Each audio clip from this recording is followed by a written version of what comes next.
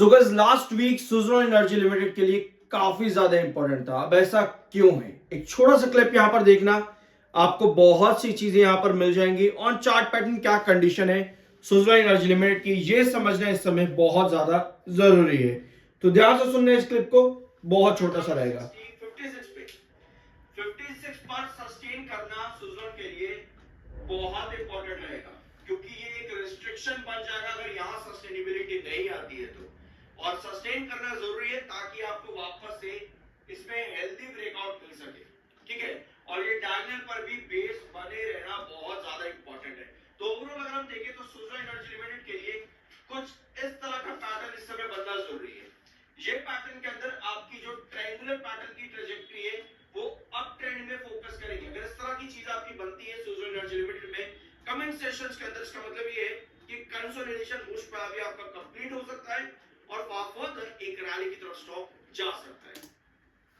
ठीक है, तो लास्ट वीडियो के अंदर हमने डिस्कस किया था कि स्टॉक में 56 सस्टेन करना बहुत ज्यादा जरूरी है, क्योंकि वहां पर रिजेक्शन आना मतलब ये है कि वो एक इंपॉर्टेंट रिस्ट्रिक्शन हो जाएगा।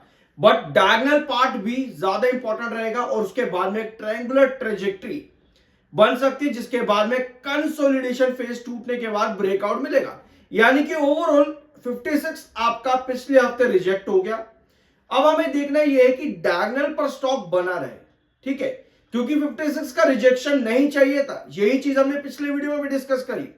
अब समझते हैं कि ये चार्ट पैटर्न आगे कंसोलिडेट कर पाएगा डायगोनल के ऊपर या फिर नहीं, क्योंकि इन्हीं सब चीजों से आपको समझ में आता है कि आपके एसएल क्या रहेंगे, आपके टारगेट्स क्या रहेंगे, आपकी नेक्स्ट पोजीशन क्या बनने वाली है। अगर आप चार्ट्स को सही तरीके से नहीं समझते तो ये तीनों चीजें जो मार्केट का इंपॉर्टेंट एसेंस है, इन्हें आप पीछे छोड़ देते हो, जिसका कोई मतलब नहीं है। अब आते हैं मार्केट एक्सपर्ट्स पर। सो मार्केट एक्सपर्ट सुज़लोन को लेकर के बहुत ज्यादा बुलिश रहे हैं पिछले 4-5 महीनों से। बड़े टारगेट्स देखने को मिले, जैसे 74 का target according to majority of market experts. 10 market experts की यहां पर स्ट्रॉन्ग बाय की रिकमेंडेशन है। टारगेट अभी भी काफी बड़े, ऑल दो मार्केट एक्सपर्ट्स के पिछले 5 महीनों में काफी बड़े बड़े टारगेट मिले, बट कोई टारगेट अचीव नहीं हुआ। लेकिन ऐसा क्यों है? क्योंकि जनवरी 2026 में एक नया इंप्लीमेंटेशन आ सकता है, CERC यानी सेंट्रल इलेक्ट्रिसिटी रेगुलेटरी कमीशन। यह अपडेट आपने आइनॉक्स विंड की वीडियो में जरूर देखी होगी। सुज़लोन में मैंने अभी तक डिस्कस नहीं की थी, क्योंकि उसके बाद से सुज़लोन का मैंने वीडियो कोई अपलोड नहीं किया था। आज से लगभग जो भी क्लिप आपने देखा वो 3 दिन पहले का वीडियो था। उसके अगले सेशन 56 का रिजेक्शन मिला जो हमने डिस्कस किया, तो उसके बाद में स्टॉक में करेक्शन आई है, ठीक है। तो ये एक अपडेट है जो कि रेगुलेट करेगी विंड और सोलर प्रोड्यूसर कंपनीज को एक नैरो गैप में कि इनको कितना सप्लाई करना चाहिए और कितना सप्लाई नहीं करना चाहिए। ओवरऑल ये अपडेट मैंने आपके साथ आइनॉक्स विंड में डिस्कस की है, प्लीज जरूर देखना, बहुत इंपॉर्टेंट है, आपको बहुत सी मदद इससे मिल जाएगी। मार्केट एक्सपर्ट्स जैसे कि आईसीआईसीआई सिक्योरिटीज, यहां पर 76 का टारगेट था इनका बाइंग की रेटिंग, बट अभी भी अचीव नहीं हुआ है। अगले मार्केट एक्सपर्ट्स आपके पास में आते हैं, कौन से? Motilal Oswal. Give me 1 second, ठीक है। तो नेक्स्ट मार्केट एक्सपर्ट्स हमारे पास में मोतीलाल ओसवाल, इनकी भी बाइंग की रेटिंग थी 74 का टारगेट। तो मार्केट एक्सपर्ट्स मेजॉरिटी में आप देख रहे होंगे कि जब भी बुलिश होते हैं ना, आपको उल्टा गिरावट ही मिलती है। तो क्या करना चाहिए ऐसे में? ऐसे में आपको हमेशा पता है क्या करना चाहिए। कभी भी आप देखो मार्केट एक्सपर्ट्स बहुत ज्यादा बुलिश आ चुके हैं किसी स्टॉक में, सबसे पहले तो उनका आउटलुक देखो कि भैया वो रिपोर्ट किस लिए है।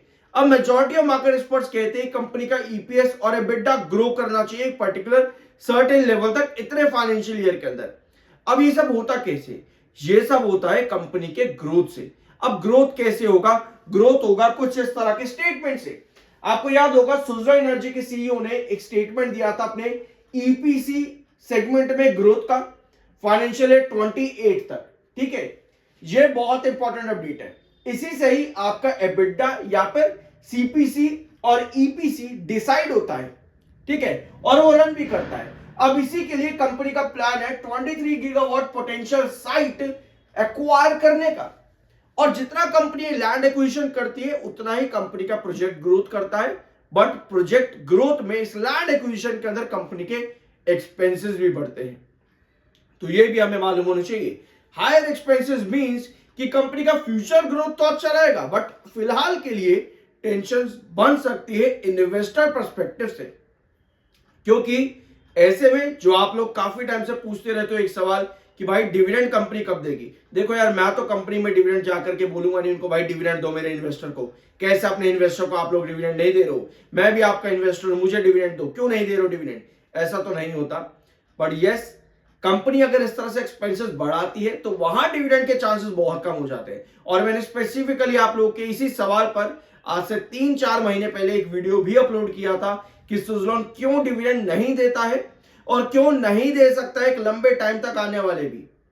जरूर देखना, बहुत इंटरेस्टिंग वीडियो है, क्योंकि आपके मेजॉरिटी में बहुत व्यूअर्स के सवाल है कि सुज़लोन भाई डिविडेंड कब देगा। कहीं लिखा नहीं हो कि सुज़लोन डिविडेंड देगा, बट यस ये आपके सवाल है। तो इसका क्या पूरा प्रोसीजर होता है और क्यों कंपनी अभी तक नहीं दे रही है और क्यों आने वाले लंबे टाइम तक शायद ना दे, उसके लिए एक प्रॉपर वीडियो अवेलेबल है चैनल पर, जरूर चेकआउट कर लेना। अब आते हैं आपके अगले पॉइंट पर। एफआईएस की होल्डिंग भी यहां पर कम हुई है सितंबर डाटा में, और मार्च के बाद से लगातार एफआईएस की होल्डिंग थोड़ी थोड़ी करके कम हुई है।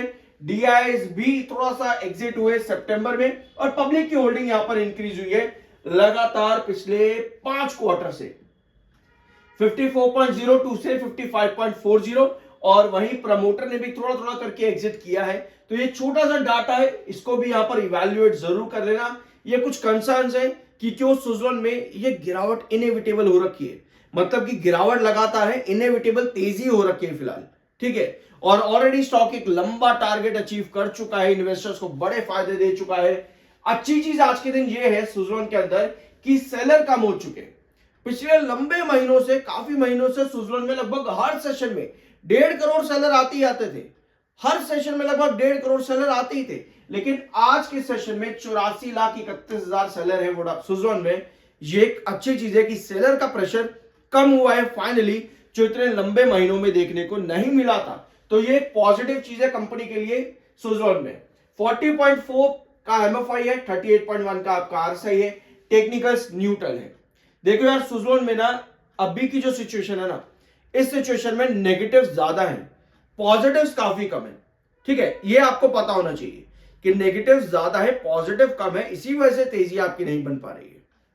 ये है आपका चार्ट पैटर्न, और ये आपका रिजेक्शन आ गया था अगले ही सेशन के अंदर, जब मैंने आपके साथ वीडियो अपलोड किया था उसके अगले ही सेशन में 56 पर आप रिजेक्ट हो गए थे, और उसके बाद आज और पिछला सेशन लगातार आप गिरावट पर आए हो, ठीक है। आज और पिछला सेशन लगातार आप गिरावट पर आए हो यहां पर, और अच्छी चीज ये है कि अभी भी आप डायगोनल पर बने हुए हो। थोड़ा जूम इन करते हैं इस चार्ट को। ये है सिचुएशन आपकी, जहां ऊपर की टेल लंबी है आज की और सेल को इंडिकेट कर रही है। हमें चाहिए कि एटलीस्ट इस डायगोनल पर स्टॉक यहां पर बना रहे, ताकि आप एक पैटर्न क्रिएट कर सको, ट्रायंगुलर पैटर्न। ये होता है असेंडिंग ट्रायंगुलर पैटर्न। इस सिचुएशन पर ये डायगोनल के ऊपर स्टॉक का बने रहना जरूरी है, ताकि आप वापस से एक अप ट्रैजेक्टरी के लिए देख सको इन कमिंग मंथ्स, ठीक है। लेकिन डायगोनल का ब्रेकडाउन होना, जैसा आप लोगों ने इरेडा के वीडियो में देखा होगा, इरेडा में भी डायगोनल ब्रेकडाउन हुआ था, इसलिए 160 से वो इतना नीचे गिरा, मालूम है आप लोगों को, जरूर चेकआउट करना। तो डायगोनल का ब्रेकडाउन होना बड़ी गिरावट इंडिकेट करता है, और सुज़लोन का जो इंपॉर्टेंट बेस है वो 51.90 पर है, ये भी आपको मालूम होना चाहिए। यानी कि डायगोनल के ऊपर बने रहना बहुत ज्यादा इंपॉर्टेंट रहेगा सुज़लोन के लिए, ताकि फर्दर आने वाले कुछ महीनों में आपको ब्रेकआउट मिल सके।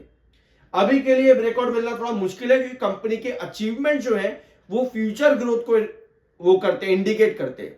तो वेट करो, देखो, इस डायगोनल पर यहां पर सब आपका बेस बना रहता है तो अच्छी बात है। कोई भी सेल ऑफ की कैंडल इस डायगोनल के नीचे कुछ इस तरह की आपको गिरावट दे सकती है, ठीक है। तो डायगोनल पैटर्न पर है, जिस तरह से इरेडा था आपको याद होगा, 160 पर टारगेट अचीव करने के बाद में 156 का डायगोनल उसने ब्रेक डाउन किया था इरेडा ने। तो वहां पर आपका एसएल पता होना चाहिए आपको क्या है, और आपकी पोजीशंस किस तरह से इवैल्यूएट होती है लॉन्ग टर्म के अंदर भी, वो भी आपकी डिसाइड होती है। बाय सेल की कोई रिकमेंडेशन नहीं है, वो आपका अपना ओपिनियन और मर्जी होनी चाहिए। मिलता अगले वीडियो में।